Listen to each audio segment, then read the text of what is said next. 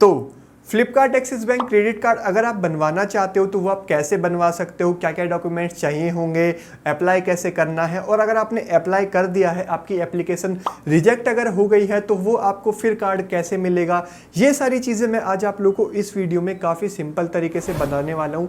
Flipkart Axis bank credit card आपको कैसे मिलेगा, तो चलो वीडियो को स्टार्ट करते हैं। तो सबसे पहले बात कर लेते हैं क्या क्या डॉक्यूमेंट्स चाहिए होते हैं Flipkart Axis bank credit card को अप्लाई करने के लिए। देखो, अगर आप फ्लिपकार्ट की ऐप में जाओगे, वहां पे अप्लाई करने के लिए जाओगे तो वहां पे लिखा हुआ है कि 15,000 रुपीज़ या उससे ज़्यादा आपकी सैलरी होनी चाहिए, और आपका खुद का कोई बिजनेस है तो 30,000 पर मंथ इनकम होनी चाहिए। लेकिन यही चीज़ आप जाके एक्सिस बैंक की वेबसाइट पर देखोगे कि क्या क्राइटेरिया है इस कार्ड को लेने के लिए, तो वहाँ पे कोई भी अमाउंट नहीं लिखी हुई है कि कितनी आपको सैलरी चाहिए या कितनी आपकी इनकम होनी चाहिए। वहां पे बस कुछ डॉक्यूमेंट्स लिखे हुए हैं जैसे कि पैन कार्ड, आधार कार्ड, फॉर्म 16 या इनकम प्रूफ रिक्वायर्ड होगा। तो अब एक्चुअल में क्या क्या चीज़ें चाहिए होंगी Flipkart Axis bank credit card apply करने के लिए, वो मैं आपको बता देता हूँ। देखो, बेसिक आपका पैन कार्ड, आधार कार्ड तो चाहिए होता है।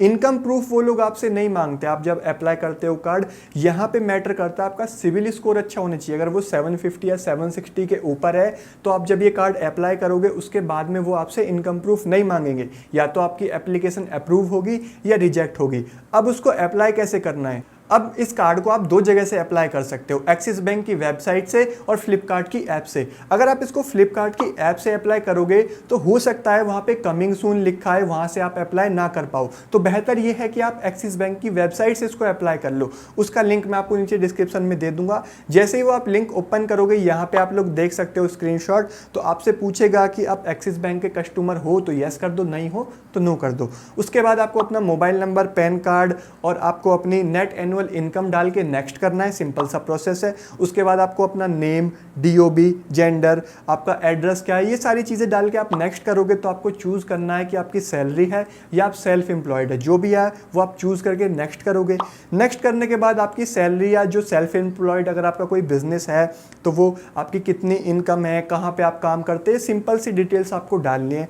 डालने के बाद आप जैसे ही नेक्स्ट करोगे कई सारे कार्ड आएंगे। आप स्वाइप लेफ्ट या राइट करके फ्लिपकार्ट एक्सिस बैंक वाला क्रेडिट कार्ड चूज कर लोगे। वहाँ पे नीचे लिखा होगा या तो जनरेट ओटीपी या आपका अप्लाई नाउ का वहाँ पे ऑप्शन आ रहा होगा। तो जैसे ही आप उस पर टैप करोगे आपके पास ओटीपी आएगा। ओटीपी डालने के बाद आपका जो क्रेडिट कार्ड है फ्लिपकार्ट एक्सिस बैंक वाला, यहाँ पे अप्लाई हो जाएगा। अप्लाई होने के बाद आपकी स्क्रीन पे आपका एप्लीकेशन नंबर आ जाएगा C1 करके। इसके अलावा आपको एक मैसेज भी आ जाएगा कि आपने फ्लिपकार्ट एक्सिस बैंक का क्रेडिट कार्ड अप्लाई किया है।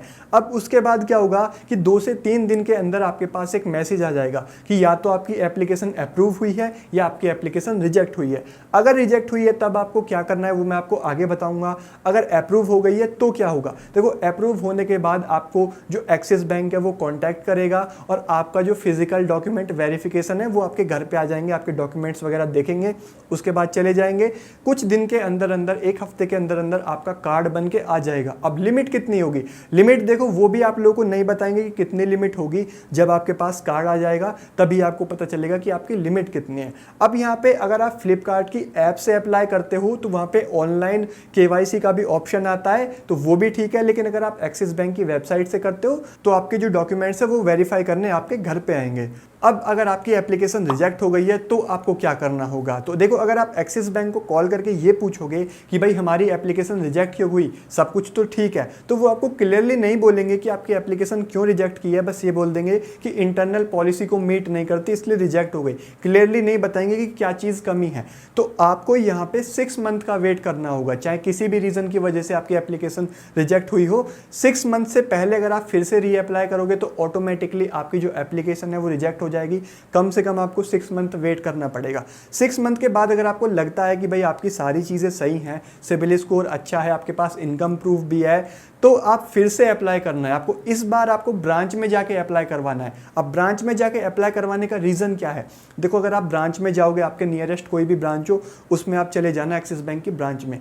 वहाँ पे अगर आप जाके स्टाफ से बोलोगे कि मेरे को ये वाला क्रेडिट कार्ड चाहिए, तो वो आपका जो कार्ड है वो अपने रेफरल से अप्लाई करवाएंगे। तो वहाँ पे चांस ज़्यादा रहते हैं आपकी एप्लीकेशन को अप्रूव होने के। वो आपसे वहाँ पे आपका C1 नंबर करके एप्लीकेशन नंबर ले लेते हैं और अपने एंड से उसको प्रोसेस आगे के लिए करवाते हैं। तो वहाँ पे बहुत ज़्यादा चांस रहते हैं कि आपका जो कार्ड है, वो आपकी जो एप्लीकेशन है वो आपको अप्रूव मिल जाएगा, आपको कार्ड भी मिल जाएगा। लेकिन ध्यान रखना, ब्रांच में जाके अप्लाई करवाने से पहले आपका सिबिल स्कोर अच्छा होना चाहिए और आपके सिबिल में किसी भी तरह की कोई प्रॉब्लम नहीं होनी चाहिए। अगर आपने कोई और क्रेडिट कार्ड ले रखा है या कहीं पे कोई लोन EMI ले रखा है, उसकी पेमेंट कोई अगर आपने मिस कर दिया, डिले कर दी, तो ऐसे में आपका फिर से क्रेडिट कार्ड जो है वो वहाँ पे एप्लीकेशन डिक्लाइन हो जाएगी। तो इस चीज़ का ध्यान रखना और 6 मंथ बाद ही रीअप्लाई करवाना। तो इस तरीके से आपको Flipkart Axis bank credit card मिल जाएगा।